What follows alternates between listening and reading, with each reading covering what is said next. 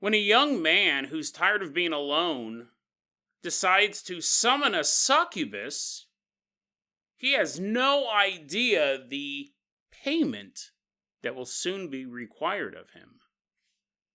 And then we travel to the country of Vietnam to take a look at a Cold War conspiracy paranormal story about a group of Soviet scientists who uncover a crashed and cursed alien relic. Today on Dead Rabbit Radio.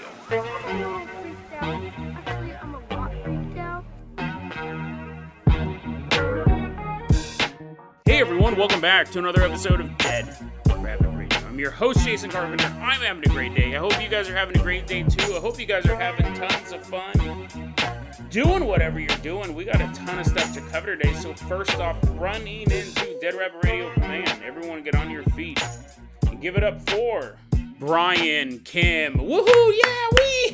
Yeah, wee! He's walking on into Dead Rabbit Radio Command. Brian Kim is one of our legacy Patreon supporters, and that is why today, Brian, you are going to be our captain, our pilot this episode. If you guys can't support the show through the Patreon, I totally understand. I really do. Just help spread the word about Dead Rabbit Radio. That helps out so much. Tell your friends, tell your family, tell everyone you know. Dead Rabbit Radio is your favorite paranormal show. Brian, let's go ahead and get this party started. I'm going to go ahead and toss you the keys to the... But let's go tried and true. Brian, I'm going to toss you the keys to the Jason Jalopy. Everyone climb on board. Brian, fire this bad boy up and drive us all the way out to some dude's house. We're headed all the way out to this dude's house. The year is 2010, and we're about to meet a young man named Hank. That's not his real name. It's a name we gave him. We don't have an exact location for this story, but Hank has a pretty rough go of it. He's 14 years old, and his story thus far is he has an abusive stepfather, so obviously doesn't get along with him. Dad is a real piece of work.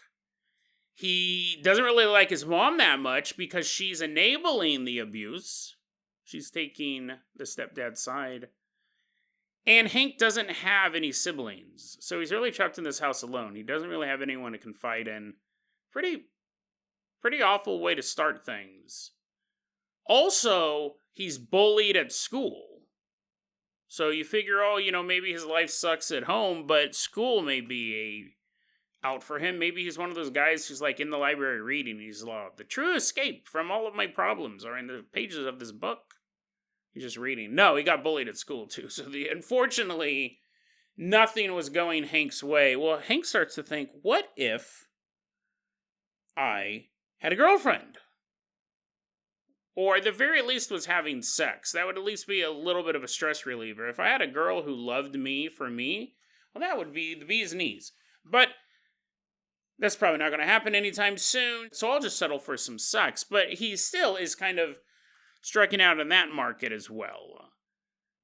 So what he decides to do, and you can't, and one way you can't fault him for this, and the other way this is kind of going along with a theme for the week, be careful what you mess with, is kind of what we're talking about this last week of season 25. Be careful what you mess with. Because he goes, you know what, I can't get a girl to even have sex with me, let alone be my girlfriend. Everyone around me just seems to be a big old jerk. But maybe the problem is that I've only been focusing on Homo sapiens. I've been focusing on trying to find peace among humans. What if I summoned a demon? What if I summoned a specific type of demon? I don't want one of those rage demons. I'm going around ripping dogs in half. I'll put that episode in the show notes. None of that. I want to have a succubus come into my life. A sex demon. Sure, it's going to drain my soul. But, again, as he's having this internal monologue, bullies are beating him up at school. He's like, that last blow really rattled my brain, and it gave me a great idea. I'm going to summon a succubus so at least I can have sex. So he does. He begins to ask. He didn't do any real ritual as far as he described. He basically was just asking, crying out loud for an entity. Any entity that could hear him So maybe he wasn't being too picky. Maybe he did want a rage demon, but he's like, oh, I don't want to say it. I don't want to actually say it because then the demons may go, oh, he asked. He did it in a funny voice on a podcast, but he asked. Hank's like, oh man, all I really want is some demonic. Hank says this demonic companionship. Hank said, as he's pointing to himself, not to me. Hank goes, all I want is some demonic companionship. Any entity around Hank. Please, he really refers to himself in the third person. He's like Prince. Any entity around Hank, come Hank's way. There's some dude named Hank listening to this podcast. He's like, ah! Getting possessed. There's a rage demon sneaking up behind him. I hope you like dogs, Hank. Hank wants this entity, or any entity, to come in and bring him company. But he means a little more than just company. As far as I can tell, he does say that English is a second language for him. So by company, he may have meant sex. But whether or not that's specifically what he wanted, he just wanted like an imaginary demon friend to hang out with him. Sex is what he got. About a week later, Hank has this dream. And in the dream, this beautiful red-headed lady shows up. She's like, Hank, I heard you were calling. And I'm here to answer that call, Hank. You see me? You see how beautiful I am?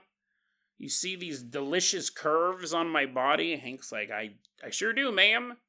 She's like, don't call me ma'am. Don't make it weird. I'm just the sex demon. Don't make it weird, though. He ends up banging the succubus in his dreams. He says it was amazing. My real first sex experience was a dream with a demon. But I hadn't had anything else up to that point, so it was the best thing I'd ever had. Years later, after that, Hank has sex for the first time.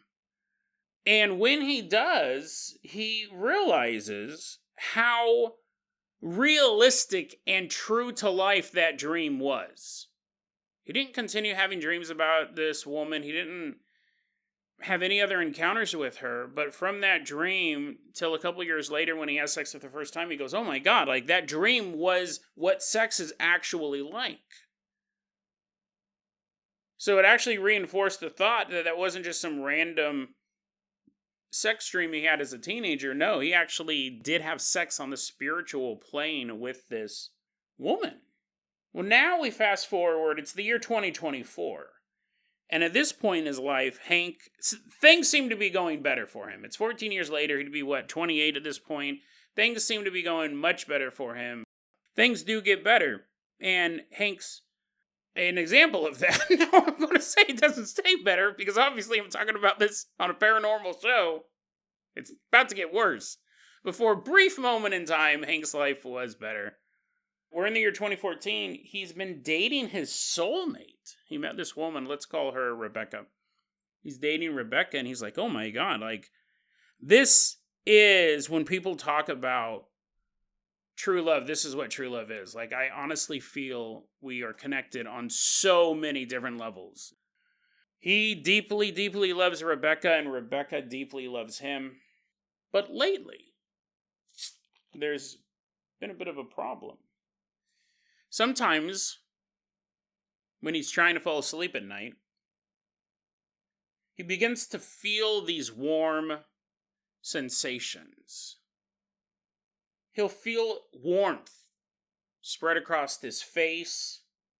He'll have a warm sensation moving up his legs. And he'll feel that same warm sensation on his genitals. He's like, what? The last one? He's like, the last one's keeping me awake. Oh, what's going on? Why do my freaking beans feel so warm? He says out loud. His girlfriend's like, oh, what? He's like, nothing, honey. Why do they feel so warm? Like, that'd be super alarming. There's no other way to put it. I've been running to the doctor. I was like, doctor, you gotta take a look at me. My genitals, they're burning up. They feel warm. Warmer than they should when you're just hanging out by yourself. So, again, I would be quite alarmed. He's feeling it on his face, on his legs, and on his genitals. But it's not just all of a sudden you felt that those parts of your body's raised, 20, 30 degrees. That might be a little too much. He's like, it burns, it's burning me. It's just like a warm sensation. But he'll also feel, when he has these touches on him, pure pleasure.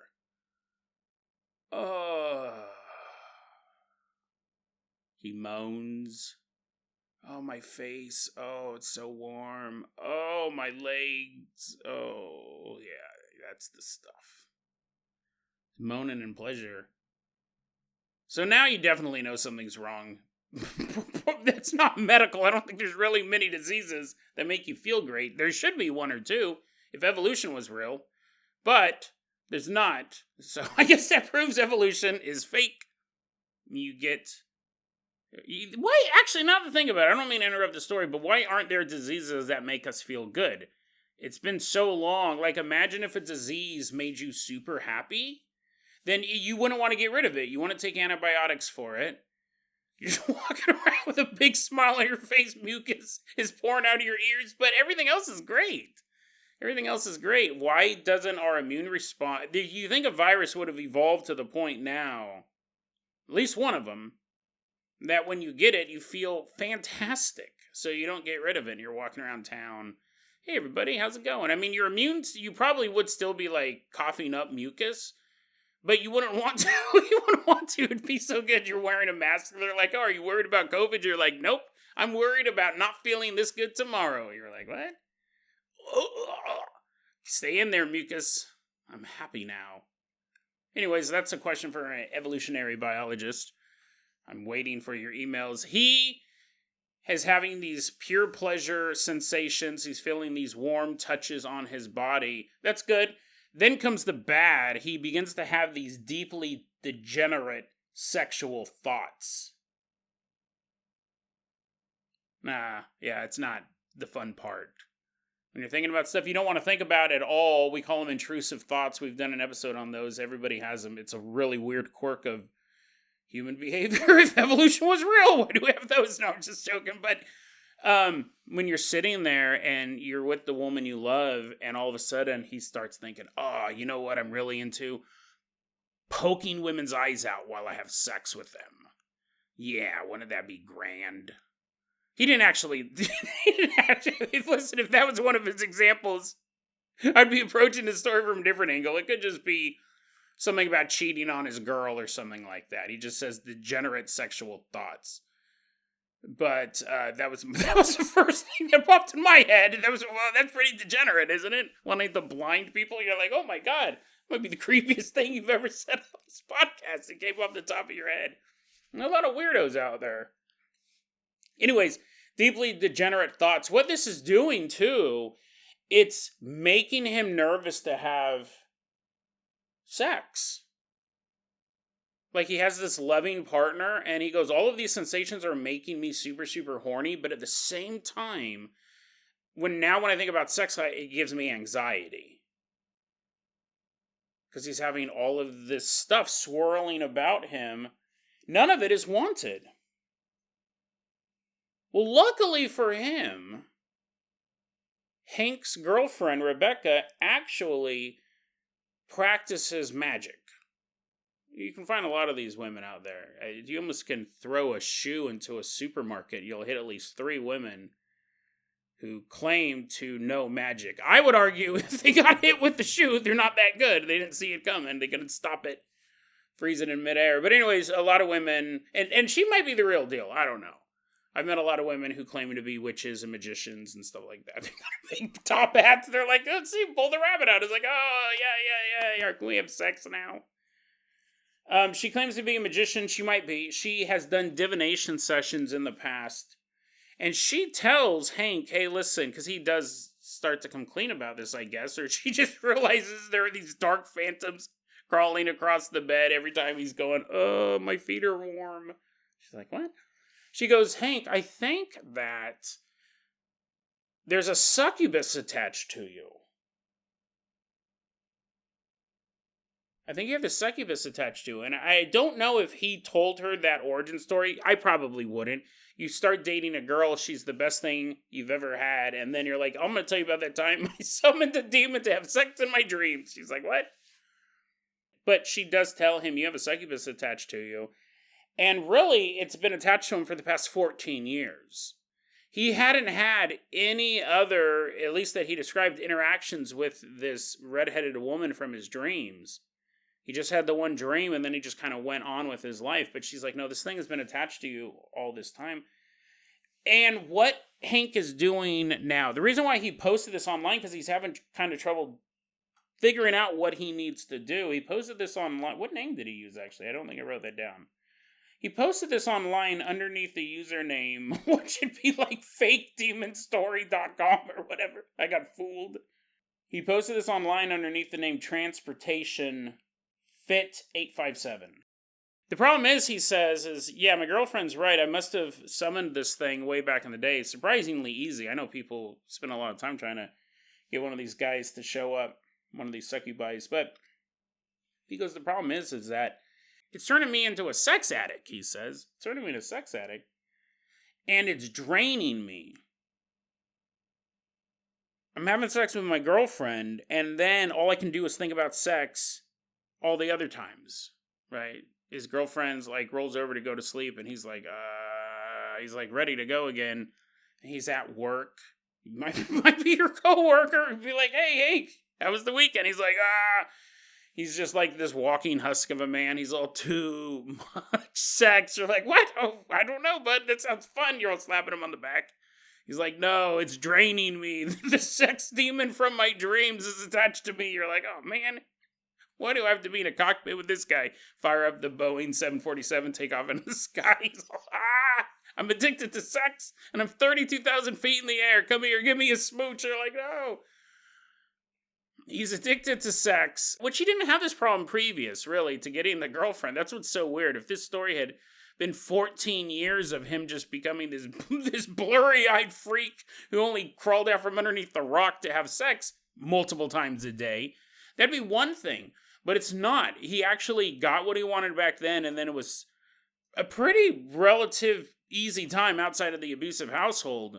Now it's popping back up. He goes, I'm completely drained. All I can ever do is think about sex. And to put the candles on this cake, this very weird detail, he goes, now I'm beginning to find long red hairs in my bed.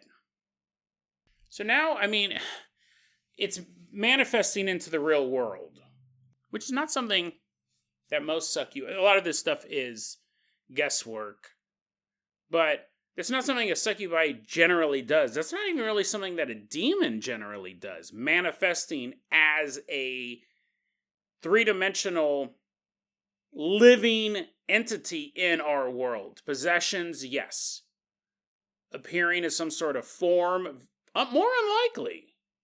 Demons, ghosts like to do that type of stuff. Demons will disguise themselves as ghosts, but leaving behind DNA and it not be the blood of the innocent, not be some sort of like horrific thing that the demons are leaving behind long red hairs, right? That is quite a weird phenomenon. He says that as he's writing this out, he can feel her touching him again. And that he feels like he's totally under her control. He says, quote, I only want to tell, the English is a little rough, so I'm going to clean it up, but I'll still say, quote, I only want her to tell me what she wants so I can give it to her. I need to live instead of feeling like a slave. I don't know what to do. She's gentle most of the time, but when she is playful, I'm just a puppet. Unquote. Very, very dangerous situation for this young man, and a very dangerous situation for Rebecca. Because this kind of goes back to what we've talked about a couple times this week, not knowing what you're messing with. Inviting an entity, inviting a succubus into your home, into you, into your life, super dangerous stuff. It's incredibly, incredibly risky behavior.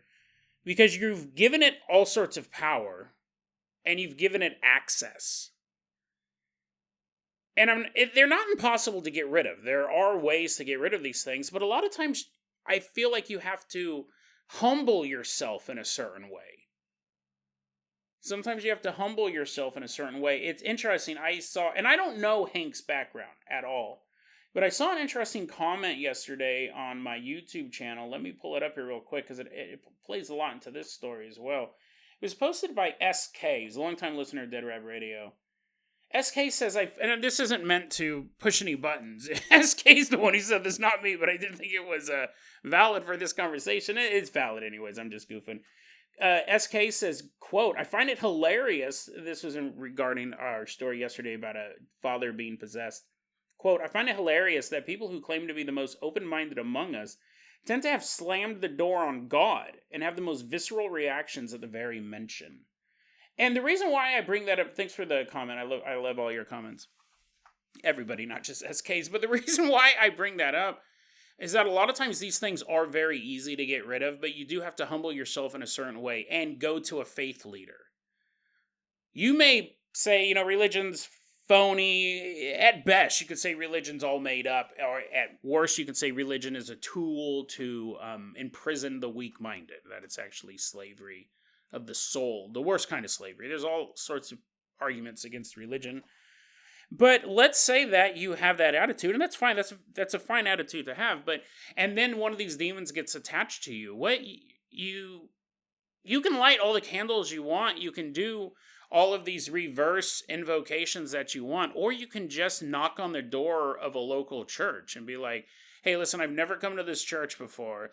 I actually don't believe a lot of the stuff you preach, but I think there's something attached to me.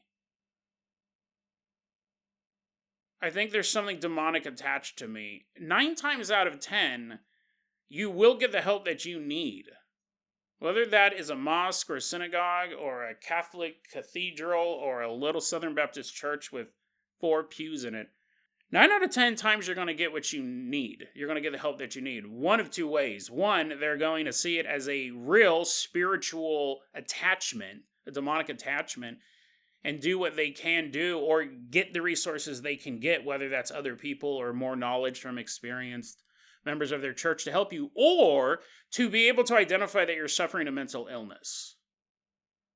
To be able to look at it and go, that's probably not what's going on here. This young man may be suffering from some sort of mental illness. I know I talk about my dad all the time on the podcast, but he was a Southern Baptist minister growing up. We saw things like this. We've seen paranormal stuff. I think I did an episode on his paranormal stories, but you see things like this. You see people approach the church in a mental health crisis, and they're talking about demonic stuff. But one of the things that you learn when you go through seminary, when you're learning to be a minister, is being able to tell the difference between, I mean, it's never 100%, right? But at least being informed of how mental health crises happen and what they look like and what the prime age group is for, obviously if a young man comes to you and he's 25 and he's talking about voice of God in his head, there is a slight chance he may actually be a messiah, a saint. But with that age group and that sex, he's probably in the beginning stages of schizophrenia. And he's hearing voices, and they're telling him to do things. So, but you do have to take that first step. Now, I don't know, Hank may be a devout religious person. He didn't really mention that in his narrative, but there would be an easy way to clear this up. To go to a church. I'm not even saying that there's one particular church you need to go to. Go to someone in your... And listen, if you are like 100% against it, still go to a spiritual leader of some sort. You can probably get this taken care of ASAP. That is a huge issue in the Illuminati / sold my soul to Satan group. I've come across the accounts. I came across these accounts 20 years ago. I wish I could find them again. But it was this, and I might be able to, it was the story of this man who said that he had sold his soul to Satan and gained all this power and all this wealth. There's actually one of the really early exposés online about, again, I came across this in the early 2000s. This was before, Katy Perry's a member of the Illuminati, Black Eyed Club. This was a really early one. He said, I know that if I prayed to God to reverse this, to say I sold my soul to the devil and I don't want to do it anymore, that was a horrible decision for me to make. He goes, we all know that can easily be undone. We understand that, all of us. There's 2 issues. One, we immediately will lose all of our power and our fame. We're part of a club that we will be kicked out of. He goes, but the second thing is that when you do fall on your knees to pray, you are immediately overwhelmed with the feeling that God has turned his back on you. Don't even ask. Don't even ask. He has shut the gates of heaven to you forever. And so they don't. And he says that that's not necessarily true, but they don't know. They'd be humbling themselves and crying out into the universe, God, save me. But he goes, we are just filled with this darkness that tells us, don't do that, because you will actually be emotionally crushed to know that the creator of the universe has turned his back on you. But we all know, I mean, basically any religion that has a God, a singular God, a loving God, he'll accept you back. That's kind of the point of God. Is that he loves you no matter what. But the guy says we can't do that. We fall on our knees and we pray, and we never ask. The idea terrifies us even to sit down and pray. And that's the trap, right? That's the trap. Where if one of them actually did sit and pray and God goes, hey, yeah, thanks, buddy. You can't actually sell your soul to Satan. I own your soul. Come back. You are going to lose a bunch of money. You're going to lose all your power because that didn't come from me. And they're going to kick you out of that club, but your soul will be safe.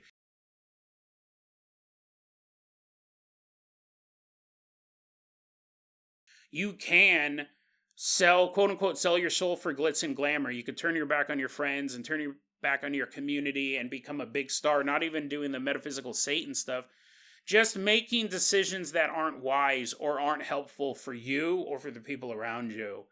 And then all of a sudden, you're it. You're an A-list star, nothing supernatural, but the people back at home, you like totally burned them, and you dumped your girl to start dating this hot starlet, and you have this agent saying, well, don't say what you really believe because you might get canceled. Say this other stuff, and you start making these little decisions. At any point in time, you could go, you know what, I'm done with this. I don't want to be a star anymore. I want to express who I actually am as a person, and I want to go back to my old hometown. But you're thinking, they're not going to accept me back. People aren't going to like who I really am. They like this person up on the screen, so I'm going to keep chugging along this path even though I don't find it fulfilling. We do these things in life, and it's easy to say, well, just do that. And maybe it's not so easy, but it's definitely always easy to turn and ask God for forgiveness. And it's definitely easy to go to someone who knows more about spiritual issues and seek guidance, even if you think that religion's full of just garbage, even if you don't believe in that religion. Because here, what I'm telling you, this is dangerous for both of them. Because there is a chance that think about what Hank's saying. I'm having deranged sexual thoughts. I'm with the love of my life. When this succubus shows up, I feel like I'm a puppet. Which one is not like the other two? He's going to have to constantly make a dedicated focus towards having a real relationship with this girl. But these degenerate thoughts, if he's like, well, I don't want to do that with Rebecca. I like her beautiful eyes. I'm going to go out and do this degenerate stuff with other people.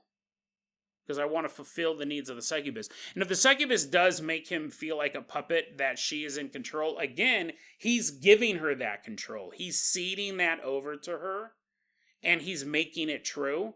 So what happens when one night him and Rebecca are together, and then the next thing he knows, Hank's hands are wrapped around her limp neck. And he strangled her. And he says the succubus took control. Like, the succubus always makes me feel like a puppet, but this time she totally took control. And oh my God, Rebecca, wake up, wake up. Super dangerous stuff. Super dangerous stuff. And it's interesting because that's kind of what I was talking about on yesterday's episode. Demons do not care about the big picture. that is, the overtaking of heaven, the overthrow of God, and everything that Satan, aka Lucifer, aka Beelzebub, whatever name you want to use for him. Demons, they're fine doing that, but they also just like causing havoc. This succubus could come into one person's life just to completely destroy it. And if that means he's doing 17 to life in a prison somewhere, and he always has the memory of strangling the only woman who ever truly loved him, that's good enough for a succubus. That's good enough. Doesn't have to be sitting on the right hand of Lucifer on the golden throne in heaven. No, it's good enough that it destroyed this man's life. So this guy needs to go and get this thing cleansed. Listen, man, if his girlfriend can do it, perfect. But I don't think she can, because I think if she can, she either would have been able to do it already, or the succubus would have started to back off. If she thought that this girl was powerful enough to overthrow her. In fact, she's becoming stronger. Red hairs are being left behind in the bed. Creepy story. Brian was all hiding under the sheets. He's like, oh man, why do I have to be on this episode? Brian, let's go ahead and toss you the keys to the world famous carpenter copter. We are leaving behind this dude's house. I hope I have time for this. I really want to tell the story. I think it'll be a good one. Brian, fly us all the way out to Vietnam.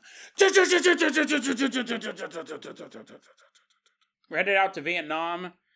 Specifically, we're near Cao Bằng, Vietnam. Back then known as North Vietnam, because this is during the Vietnam War. It's August 12th, 1968. It's nighttime, and a group of Soviet engineers have been sent out to this area. They're looking at the possibility of installing a hydroelectric plant, which is forward thinking. This is the middle of the war. They're like, hey, maybe we can build massive infrastructure that'll take years to complete. Maybe we can start now. But American bombers were still flying overhead. Like, again, when I saw that, I was like, when did the war end again? I gotta go check this out. I think it was 72? I wasn't alive. So it doesn't matter. If it happened before 1976, yeah, whatever. 1968, though, the war is still in full swing. This is real high up north, though. It's not like they are necessarily on the front lines. But you have a group of Soviet scientists. They're checking out this area. And we're about to meet one of them, Boris Ivanov. And he keeps a diary. Probably more of a journal, right? It has a little lock and key on it. It's fuzzy and pink. They're like, Boris, maybe you should, write in a leather book that won't immediately dissolve in the rain. He's like, well, no, dear diary, today people made fun of you. He's writing in this journal. He's keeping track. He's like, comrades back home, we have found this place, and I think a hydroelectric dam would go great here. He's like writing down. They're like, Boris, catch up. Catch up. He's catching up to the team. This team is also, I'll get to the names later. They're kind of like cannon fodder. Unfortunately, spoiler alert. The only name you have to know of right now is Boris. Everyone else has a name. We'll get to those in a second. But Boris catches up to his group, and they're out there looking at the river. They're like, oh, I bet you a hydroelectric dam would go great there. Yeah, that's probably a good idea. Next to water, that's what hydro stands for. When all of a sudden,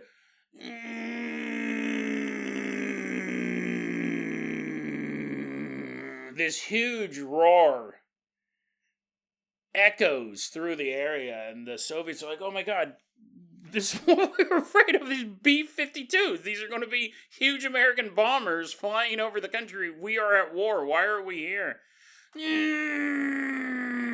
So they run for cover.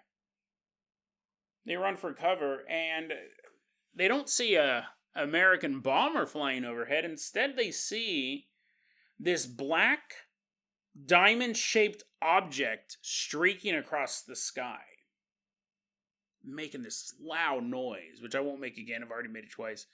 I don't think my throat has it in it. This is giant diamond that they said was twice the size of the moon, but it's like the moon in the sky, which the moon in the sky is about the size of your thumbnail if you held your thumb up. So basically it's twice the size of a thumbnail, but that doesn't sound impressive at all. You're like, what? It's a tiny one. I can swallow that UFO. Omp.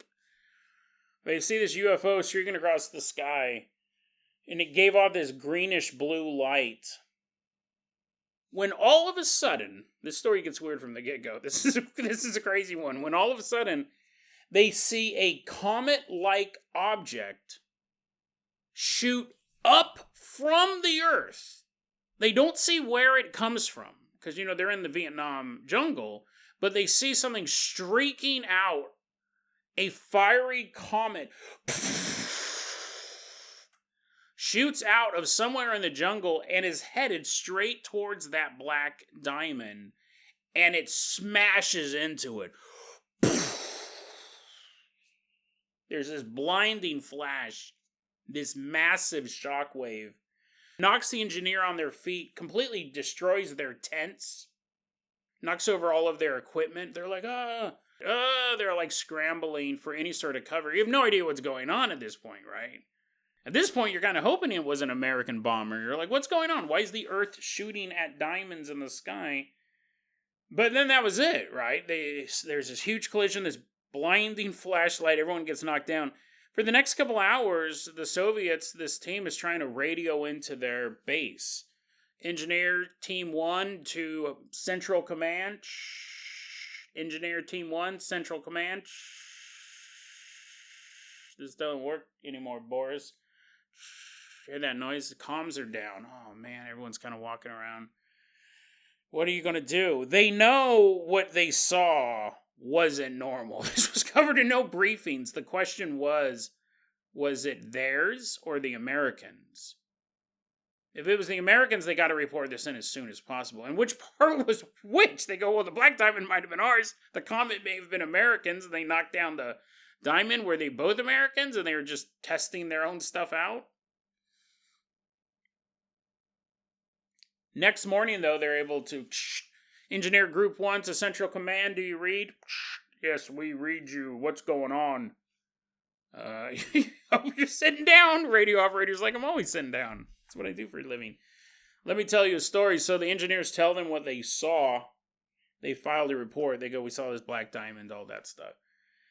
Then, these are all like scientific-minded men. Sure, their science is putting stuff together, but science nonetheless. They decided, well, let's science this, and they walked to the nearest village to see what happened there. Because they're like, well, we got knocked over, all of our stuff got smashed, we're lucky we still have a radio, our tents got ripped to shreds. Let's go to the nearby village, see what's going on there. They went to the nearby village, everyone's just walking around. Some dudes hanging out, there's a guy sitting outside of his house. He sees the Soviets. Hey, what's up, Soviets? What's good with you? And they're like, well, we know what's not good with us is the massive concussions we all suffered last night. How in the world are all of your houses still standing? And the villagers go, oh, that thing last night, yeah, that was crazy, right? We heard it, but we didn't feel it. What did you said there was a shockwave, knocked all your stuff over? No, nothing happened here. There's no shockwave.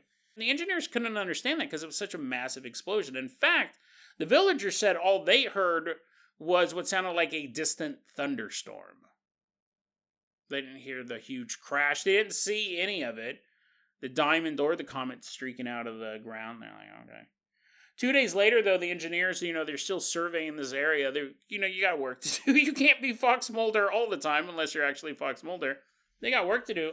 They're still surveying the area to see where they want to put this hydroelectric plant, and that's when they find, about a half mile away from their camp, sitting on the ground, a black half-sphere object.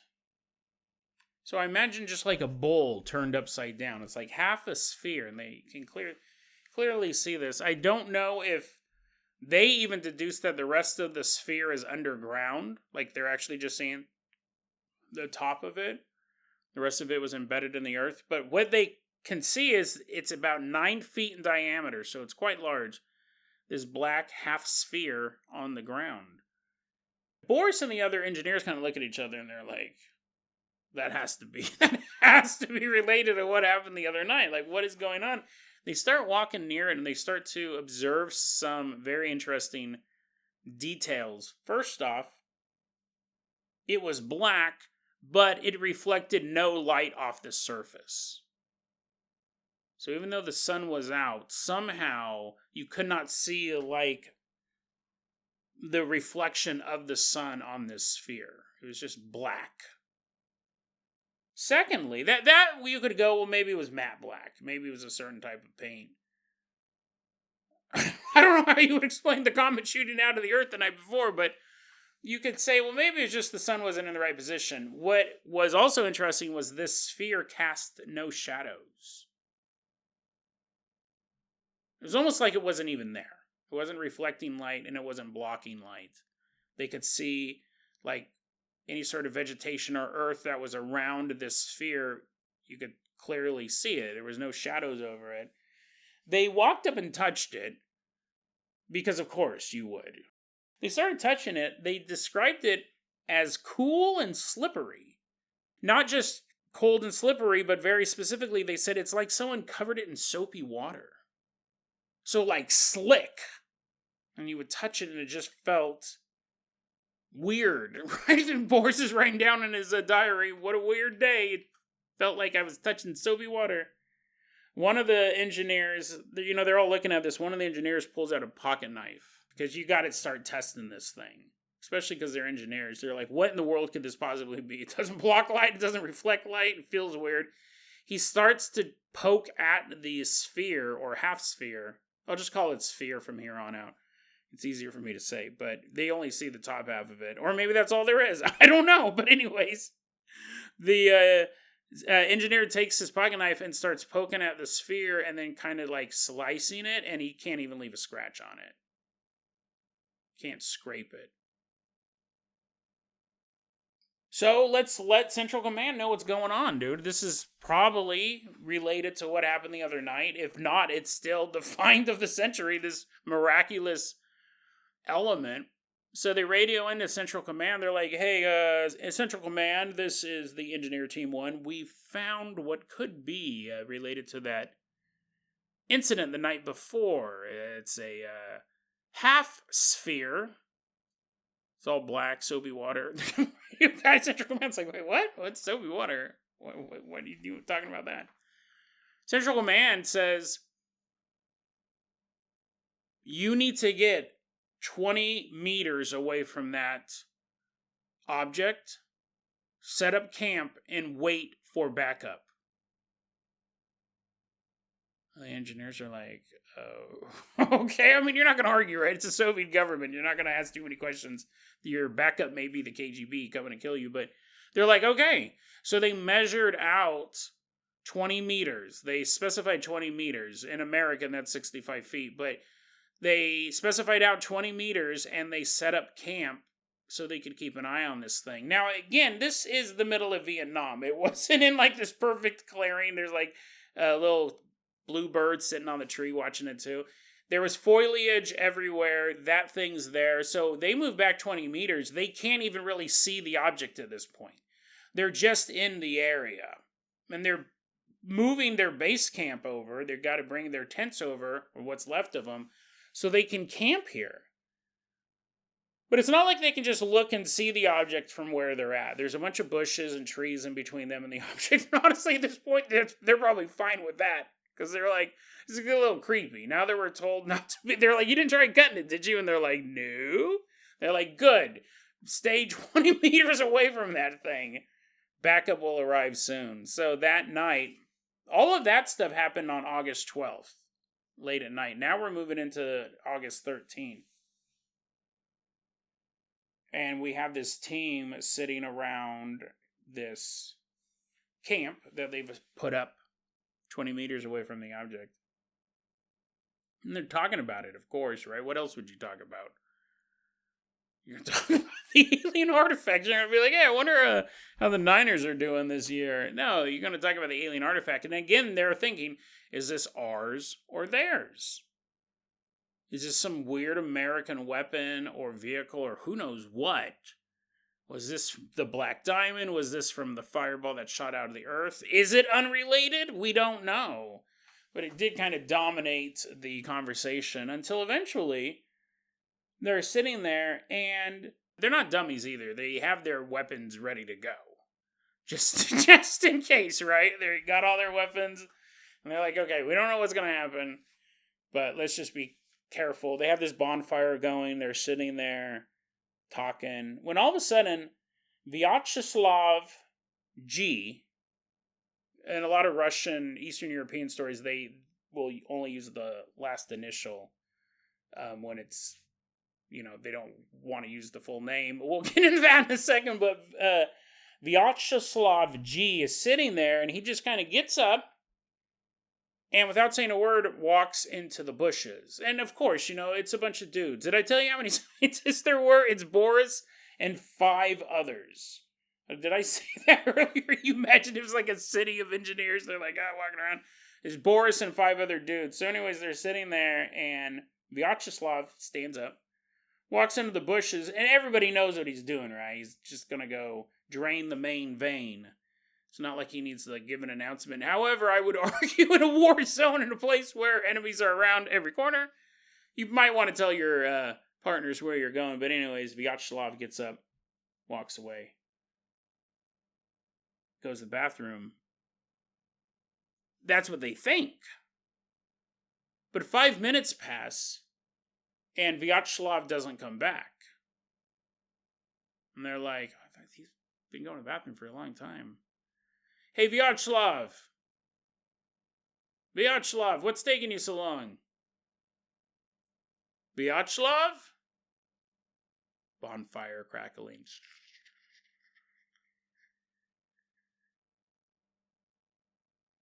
They all began to call out for it. He never comes back.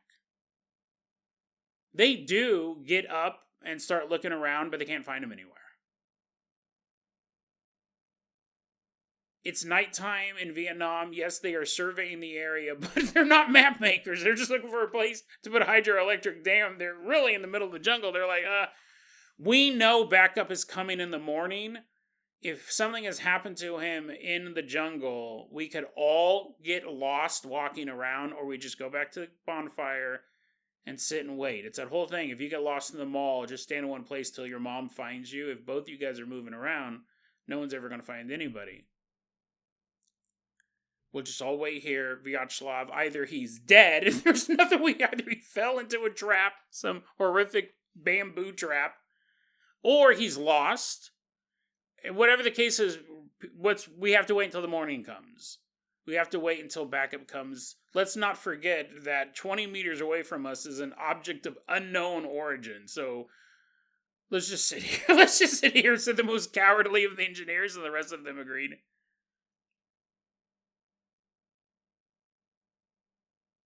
About an hour later, they're just sitting around talking, probably about the sphere and probably about Vyacheslav. They're like, hey, what do you think happened to that old Vyacheslav guy? About an hour later, Peter K. stands up, and Boris and the others kind of look over at him, and they see that he's standing in a uncomfortable fashion is the word that was used. Almost like if, have you ever had a crick in your back and you kind of stand up and kind of make that face and you're kind of trying to stretch it out? He just was making these odd movements, and then he started rocking slowly back and forth. And Boris said it looked like he was asleep. Looks like he was standing up, but he was asleep, and he's rocking back and forth, and then began to walk into the bushes. Hey, Peter, where are you going? Peter?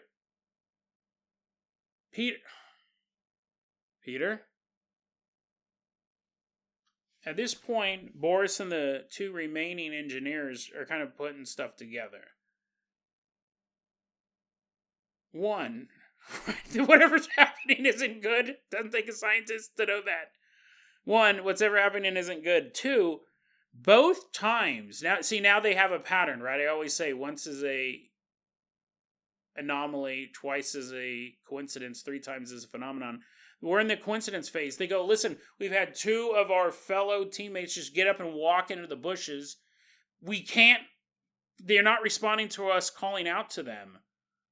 But the first time Vyacheslav did it, they didn't have anything to compare it against. Now that Peter's done the same thing, just got up and kind of walked in the bushes, they realize that both times, both guys walked towards the sphere.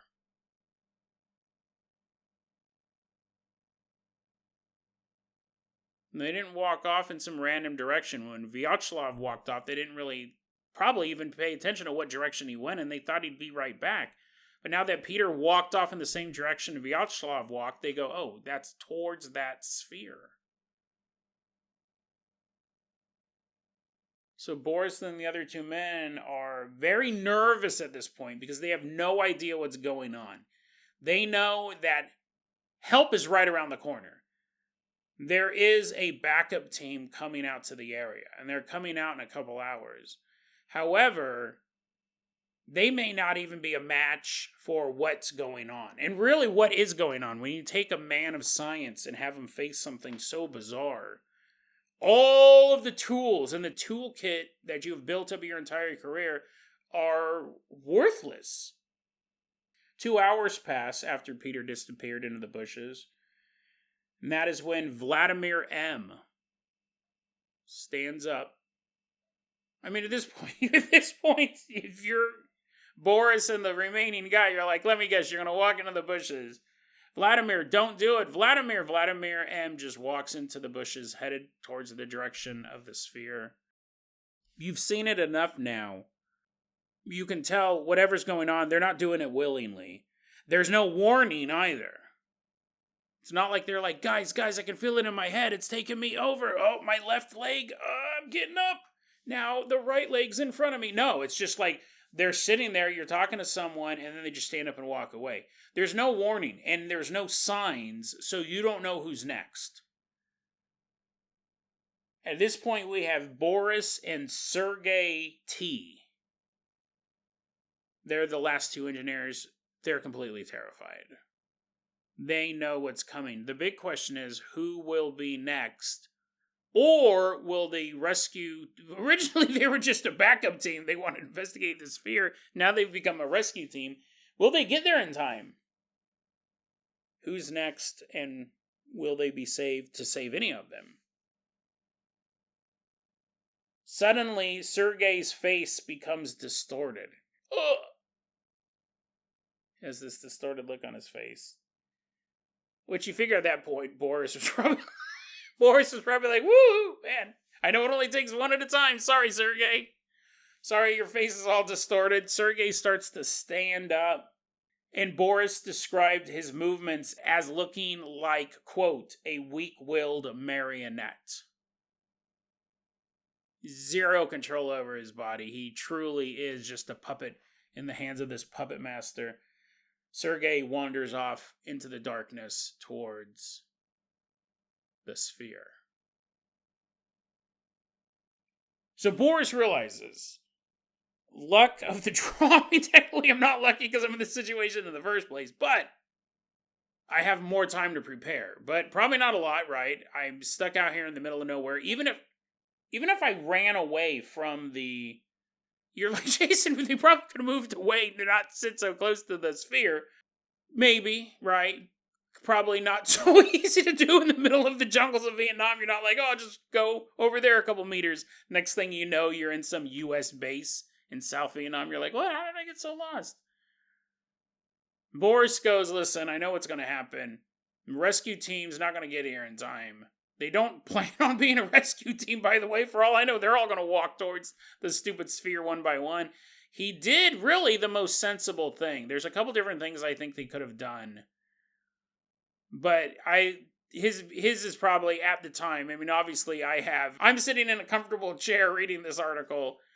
Boris was in the thick of it. He shot himself in the leg.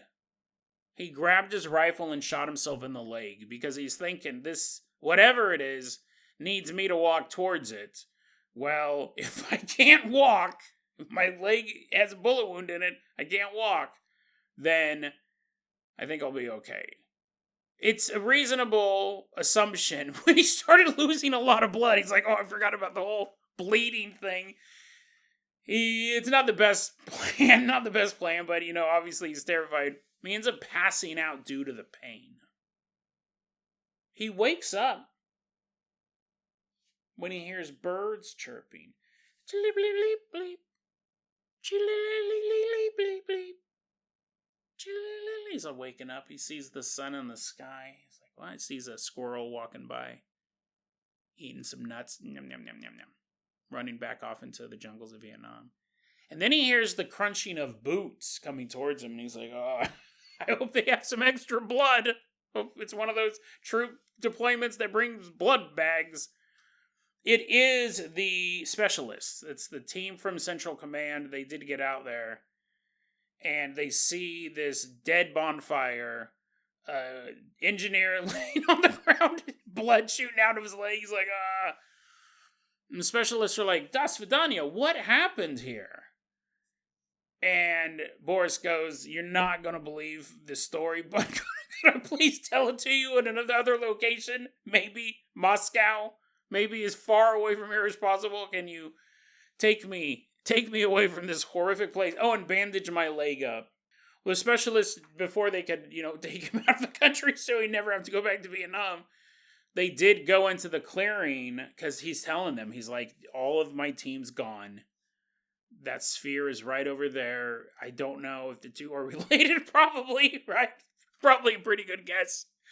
The specialists then went out into the, they set up that 20-meter perimeter. The specialists went in to take a look at the sphere and to find the engineers, but obviously first mission was to collect the sphere. They get there, the sphere's gone. The mysterious object in the middle of the jungle, gone. And they never found the engineers either. The 5 men who one by one walked off towards that sphere in the middle of the night were never seen again. I found this story, it's interesting. This story has an interesting pedigree. I found this story on Phantoms and Monsters, Lon Strickler's great paranormal resource. Fantastic. If you guys aren't reading them daily, I encourage you to. Phantoms and Monsters was covering it from a write-up by Alberto Rosales, who's a mainstay of humanoid encounters. Alberto Rosales, UFOs are fun, but I mean, UFOs are one thing, but I like the humanoids. I like the aliens. They don't necessarily have to be humanoids. It's not like Alberto sees a mantis carrying away a young baby, a 6-foot-tall mantis wearing a robe, and he's like, it's boring. There's too many legs. It doesn't look humanoid.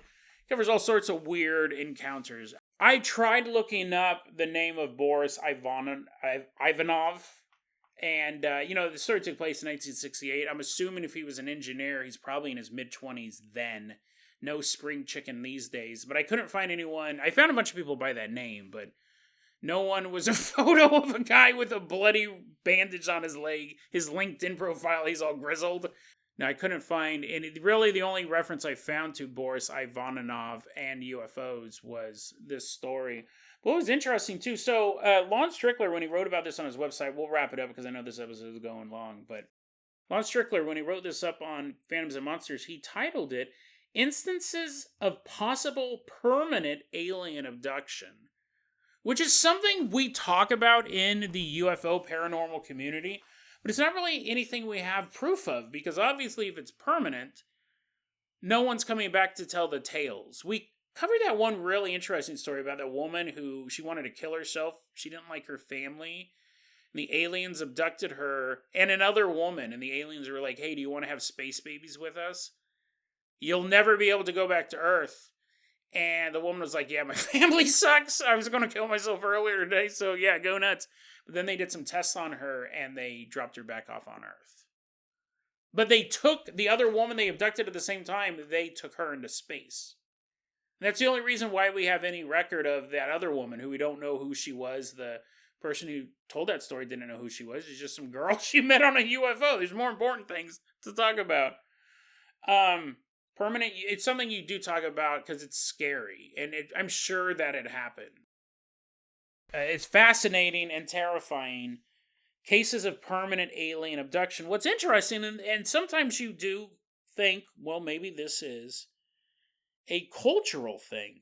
not necessarily cultural, that's the wrong word, a geographic thing, because I thought this was interesting. We'll wrap it up like this. As I was looking into this story to see what I could verify, we have the story of 5 Soviet scientists who just disappeared off the face of the earth because of this sphere. I think that's a valid theory, considering they were all walking towards it. What was interesting, and I should say that Alberto Rosales found out about this story. He was getting it from a article called "The Black Sphere in the Jungles of Vietnam," written by Solomon Naffert for a UFO magazine called NLO, May 17th, 2004. So that's the pedigree for that story. As I was looking into this, there's a website called Above Top Secret. It's really cool. I haven't been on there in years. Really. I don't know, maybe the culture's completely changed, but I used to go to Above Top Secret all the time for my paranormal, conspiracy, alien community news. Someone posted on the Above Top Secret poster, there was a thread titled Black Projects. And this story was in there. And someone posted on there and goes, I used to know this dude from Vietnam. I used to have this coworker of mine who was from Vietnam, and he said he was abducted by aliens. He said back in 1972, let's call this guy Fred. Fred was growing up in Vietnam, and he was outside playing, and he started playing farther and farther away from the house. So not out in the middle of nowhere, but definitely probably not where he should be. And he was abducted by aliens. Fred said he lived on that UFO for months. He was trapped up on I don't know if trap's the right word. If you're a little kid, you're on a UFO. I'm sure you have the run of the ship. It's the sweet life of Fred and Cody. Cody's the other guy they abducted, running around on this ship. But he goes, I lived on that UFO for months until eventually they put me back on Earth. And then my parents, I got in trouble, by the way. My parents were really pissed off. He said, after that, I wasn't allowed to play outside. My parents kept a close eye on me. I believe also the other members of the community were like, Fred, what? No, you can't go outside. You have to sit in the side. You just escaped a UFO. He finally is brought back to Earth. He's like, the fresh air of the third rock from the sun. And then he's locked in a house. They're like, you can't leave the house. He's like, it's just like UFO, but less blinking lights. So that might be something curious about. We have now 2 UFO stories where people are abducted out of Vietnam. One possibly permanent. For all we know, these guys got dropped off a couple months later and they're just walking around Vietnam. They all died due to a real American bomber flying overhead. But then you have the second story, this kid's abducted for a couple months. That's not normal. Most abductions, you're brought back that night. In fact, it's usually you're gone for like 8 hours, but it only feels like 2 minutes to you and there's a time loss. Most abductions begin and end in one night. He was up there for a couple months. So that might be... It'd be interesting if we could find more alien stories, more UFO abduction stories from Vietnam that also they're abducted for a long time. It'd be really interesting. Weird story all around. The mysteries abound in the world of the paranormal. We can ask what happened to Boris, what happened to the journal, but the real question is what happened to those 5 engineers on that fateful evening in August 1968? We may have no idea.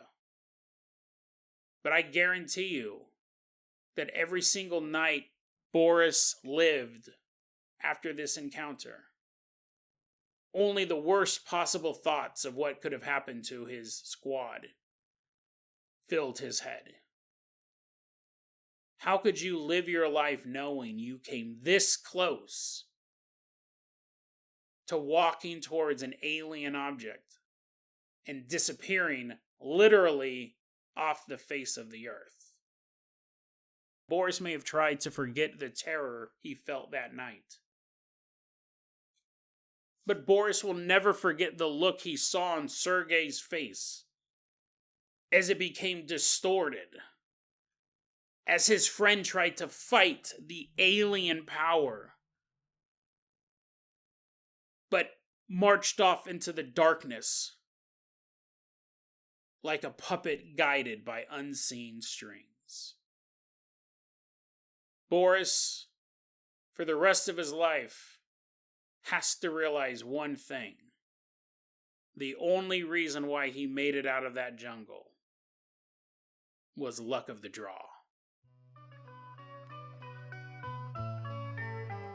DeadRabbitRadio@gmail.com is going to be our email address. You can also hit us up at Facebook.com/DeadRabbitRadio. TikTok is @DeadRabbitRadio. Dead Rabbit Radio is the daily paranormal, conspiracy, and true crime podcast. You don't have to listen to it every day, but I'm glad you listened to it today.